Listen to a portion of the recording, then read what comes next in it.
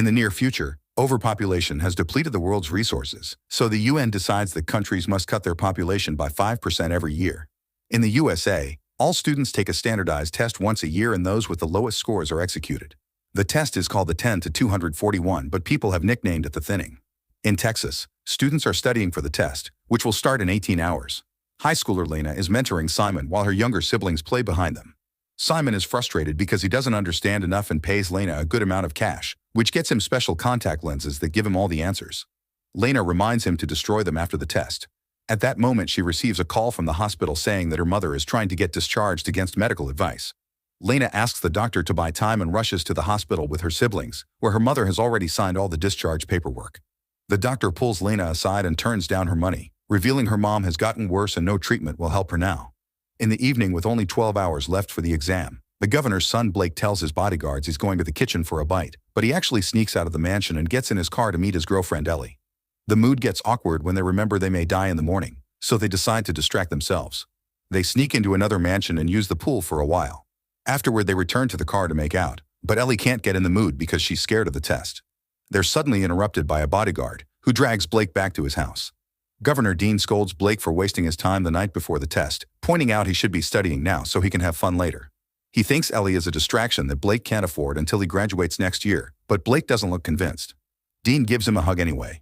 3 hours before the test, guards in black surround the school with fences, barbed wire, and cameras. They also patrol the perimeter to make sure nobody runs away. Simon arrives early and another student accidentally bumps into him, causing him to drop his contact lenses. He tries to find them. However, a guard tells him to keep moving. As the students arrive, they share a sad goodbye with their parents. Then the guards check their bags and scan their bodies to prevent any cheating tricks. Blake approaches Lena and asks to buy the special lenses, but Lena tells her she already sold the last ones. At that moment, a guard finds a student with invisible answers painted on his arm and the boy immediately runs away. This is the first time someone makes it past the guards, so Lena's friend Kellen hacks his father's account to access the street security footage, watching how the guards surround the guy and catch him with a net. Then Kellen makes a copy and sends it to a reporter. Once everyone is inside, the guards put the school under lockdown. Then the students go to their respective classrooms and Miss Birch tries to be as comforting and encouraging as possible, telling them there's always a chance.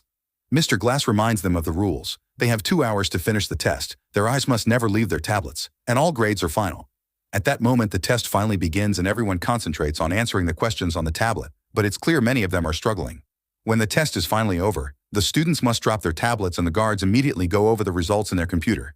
The conclusion arrives in just a matter of minutes and the teachers are heartbroken to read the list with the lowest scores. With each name mentioned, the guards take the student away, dragging them away when they try to resist or even beating them up when they try to escape. Blake, Kellen, and Lena passed, but Ellie didn't and she's taken away. The students are allowed to have a break and Lena sees Simon is also being taken away. A desperate Blake calls his dad to ask him to save Ellie, but Dean refuses to play favorite since the law is the same for everyone. Furious, Blake pushes a bunch of people to reach the guard, pushing him too before grabbing a fire extinguisher and hitting him with it. Then he jumps on the second guard and wrestles him while telling Ellie to escape. She immediately runs away, but the other students block the corridor and the guards catch up to her, taking her to her death while a screaming Blake is dragged away. A year passes and the next test will be in 24 hours. Sarah can't handle any more studying and goes to see Glass, who agrees to give her a good grade in exchange for doing the dirty with her. Meanwhile, Birch visits Lena and her siblings, who recently lost their mother. Birch has brought food and offers her support because she knows the little ones are having their first test this year. On her way home, Birch sees Sarah leave Glass' car. At the governor's mansion, Blake records a video on his tablet, saying that if someone is watching this, it means he's dead. 3 hours before the test, Lena takes her siblings to the school, quizzing them on the way to make sure they're ready. Dean tries to be supportive of Blake before he leaves, but Blake doesn't buy it and tells him to save it for his speeches. A bodyguard notices Blake dropping an envelope in a mailbox on his way to the school, so he steals it and takes it to Dean. Moments later, the school is put under lockdown and all the students take their seats.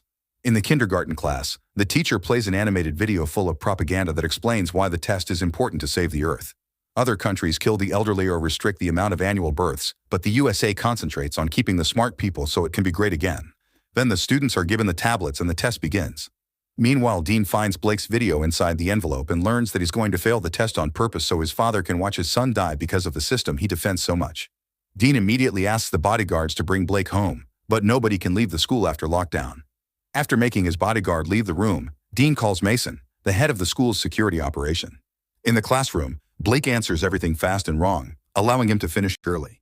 Glass finds this strange. In the kindergarten class, a kid raises his hand and asks for help, but the teacher refuses to assist him because a guard is watching. Eventually, the time runs out and everyone puts down their tablets. This time, the results are calculated by Mason alone instead of a group of guards. Soon, the teachers start calling the names and the kid that asked for help is taken away. So is Sarah, who screams as she realizes Glass lied to her. Kellen and Lena's siblings pass, and so does Blake, who doesn't understand what's happening. Birch cries as she reads Lena's name, not believing it because she's the best student in her class. Meanwhile, Mason calls Dean to confirm he made the switch. A shocked Blake watches the kids being taken away, and Birch runs to a guard, asking him to double-check the results since it's impossible for Lena to fail. The guards call Mason and they're told everything is fine, so Lena must leave with the others. As Birch says goodbye, she secretly gives Lena her keycard, reminding her there's always a chance. Afterward, the school throws a party for the people who passed, and Birch notices Glass flirting with another student. At the same time, Dean is on a public event and his speech is played at the party. The whole crowd is cheering for him as he mentions all the things he's improved in the state and comments on how decisions are had to make but also necessary. He thinks the thinning isn't barbaric. Instead, he calls it innovation. Dean also announces his candidacy for president, and a disgusted Blake leaves the party. In a private hallway, the failed kids are told to take off their clothes for decontamination and hit when they don't obey. Lena puts the keycard in her mouth to keep it hidden. Then they're given prison-like clothes and taken to another room where they're handcuffed to the chairs. Nearby, Blake reaches the corridor and pretends to feel very sick. When a guard checks on him, Blake jumps on the man and knocks him out with his own weapon. At the same time, Kellen gets into his father's account again and watches the failed students on the security camera, but it's too painful and looks away. After hiding the unconscious body, Blake waits for Mason to leave the control room and he sneaks inside. He tries to use the computer, but it asks for a password. As the guards get ready to inject the students, Blake shuts down the power in the whole building by messing with the power box while Mason finds the unconscious guard. The electronic handcuffs begin to fail and the students try to escape, letting chaos take over the room. As the guards and the students fight, Lena uses the chance to escape by using Birch's keycard on the door. Soon Mason returns to the control room, but Blake is already hiding in the vents. Mason sees the system is down and tells the guards to bring Kellen's dad to fix it. At the party, the guards inform everyone that it's just a regular power outage and take Kellen's dad to the control room. While the man works, Mason goes to check on the students, who have been handcuffed again. Mason reminds the guards to make a head count and they notice someone is missing. In the corridor, Ellie almost bumps into a guard, but she hides among the lockers just in time. Then she tries opening another door with the keycard, however it's stuck. At that moment the guard finds her, so Ellie uses the darkness to pretend she's Birch. As soon as the guard turns around, Ellie jumps on him and tries to fight him, but the guard overpowers her and starts kicking her.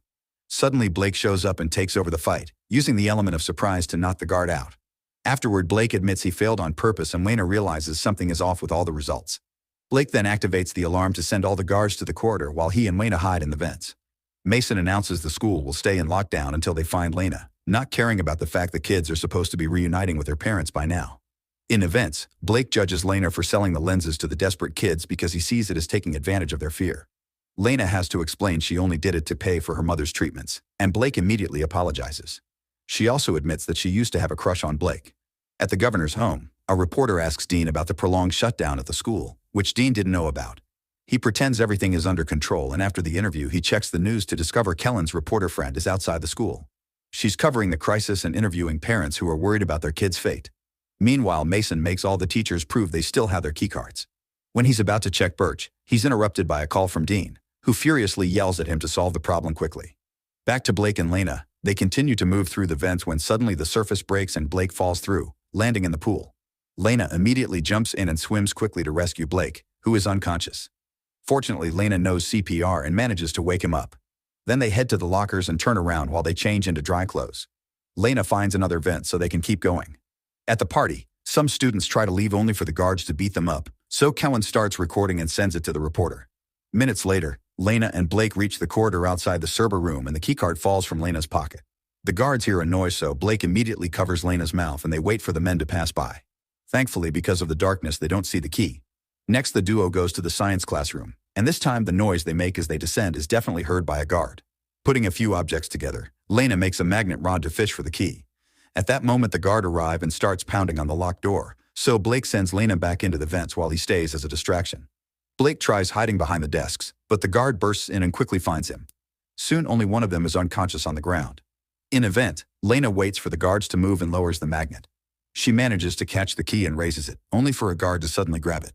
However, he also lets go of it and Lena realizes this is Blake, who stole the uniform from the guard he knocked out. Meanwhile, the guard from the previous fight tells Simon there are two teenagers on the loose and one of them used the name Birch. In another room, the teachers are still waiting. Birch pretends to flirt with Glass and steals his keycard. When Mason comes to check on her, Birch presents Glass' keycard as her own. The guards notice Glass is missing his key and he gets detained while the other teachers are finally allowed to leave. Mason starts beating Glass up as he asks where to find the escaping teens. Back to Lena, she takes the vents to the server room and tries using the computer, but the test program asks for Mason's password. She sends a message to Kellen, asking for help. At that moment, Kellen's dad finishes his repairs and the power comes back. Kellen gets Wi-Fi and receives Lena's message, so he replies with a video of Mason using his password earlier. Lena copies it and accesses the test system, first checking on her siblings to confirm they passed. Then she checks her own results and sees she got a 98% but still failed while Blake passed with 15%.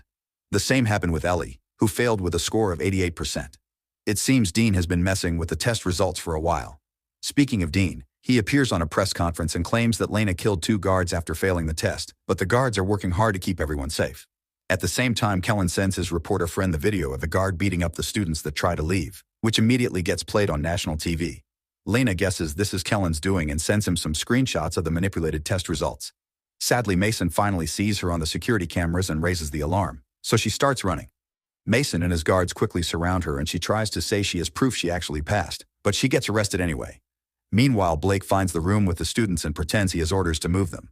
The other guards find it strange since they weren't informed, so Blake has no choice but to trigger a fight.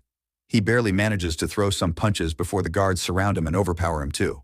At the party, Kellen receives the screenshots and he sends them to the reporter, who immediately appears live on TV to announce her discovery. She comments on how suspicious it is that a politician's son got a benefit from this, and at the mansion, Dean's team panics. They think he should shut the mission down and let Lena go, but Dean says he has one final move. Soon Lena is handcuffed with the rest of the failed kids and the guards get the injections ready. Mason calls Dean to ask for authorization to proceed, but Dean stops him, saying that the list needs to be revised. The students that actually passed the exams are released and Lena runs to kiss Blake, who is tied up. Some guards drag her away while others go to the party to bring the students that actually failed the exam. This includes Blake, who is also handcuffed with the others. One by one, the students get a mysterious injection and they pass out. Now the school is finally opened and the parents reunite with their children. Lena runs to meet with her siblings, who have been watched over by the teacher. The parents that don't get their kids back have a breakdown on the spot. Soon Dean appears on TV again and pretends Mason was behind everything. He puts up a sad act about his love for his dead son, still clarifying not even him is above the law. Sometime later, a truck arrives at an illegal tech factory. To Blake's shock, he wakes up alive and well because the injection had only been a sedative. The other students are also alive and when they look around, they discover failed students from previous years working at the factory. Blake gets another shock when he sees a very alive Ellie. Make sure to subscribe and turn on notifications so you can watch more videos like this. Thanks for watching.